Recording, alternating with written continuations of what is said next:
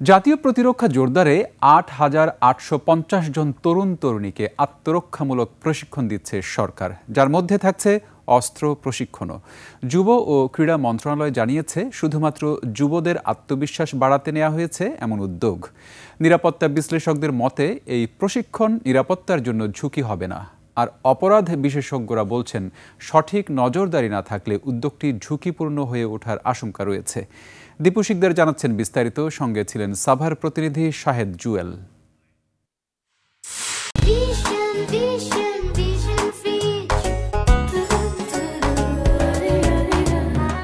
সরকারের যুব ও ক্রীড়া মন্ত্রণালয়ের উদ্যোগে এই তরুণীদের অস্ত্র প্রশিক্ষণ চলছে সাভারের বিকেএসপিতে।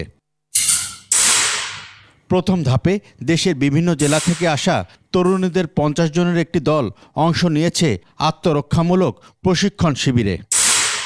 আমার নিজের জীবন রক্ষার জন্য বা অন্যের জীবন রক্ষার জন্য যদি প্রয়োজন হয়, তাহলে আমি অবশ্যই আমার এই আজকে যা শিখছি সেই শিক্ষাটা অবশ্যই কাজে লাগাবো। এখান থেকে আসলে আমার যেই নিজের পার্সোনাল যেই ইচ্ছাটা, আমি আমার ফোকাসটা ঠিক রাখবো।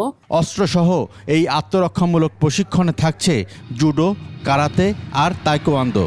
মোট 144টি ব্যাচের মধ্যে শুধু ঢাকায় 12টি ব্যাচে 600 জন তরুণী প্রশিক্ষণ নেবেন। আর চট্টগ্রাম, কক্সবাজার, খুলনা, বরিশাল সহ কয়েকটি জেলার আঞ্চলিক বিকেএসপি প্রশিক্ষণ কেন্দ্রে অংশ নেবেন যুবকরা।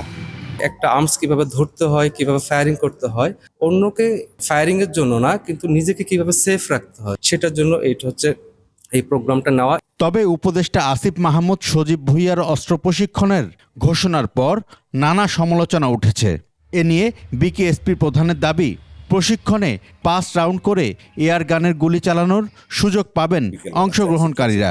একবার মাত্র 5 রাউন্ড তারা এয়ার গানের বুলেটটাই করবে, এর বেশি তারা পাবে না।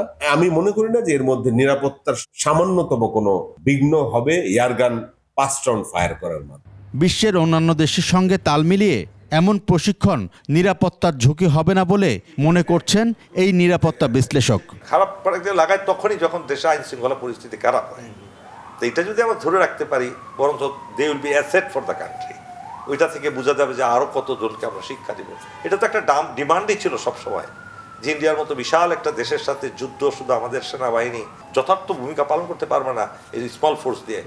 পুরো জাতিকে আমাদের যুদ্ধে প্রশিক্ষণ দেওয়া উচিত বলে আমি মনে করি। এদিকে অংশগ্রহণকারীরা যেন পরে এই প্রশিক্ষণের অপব্যবহার না করে সেদিকে কঠোর নজর রাখার কথা বলছেন এই অপরাধ বিশেষজ্ঞ। এই প্রশিক্ষণগুলোর বেশ ভালো দিকগুলো রয়েছে, সেই ভালো দিকগুলো যদি আমরা অর্জন করতে পারি, এর মধ্যে দিয়ে নাগরিকদের যেরকম পরিবর্তন হবে, তার সূত্র ধরে সমাজ এবং দেশের পরিবর্তন হবে।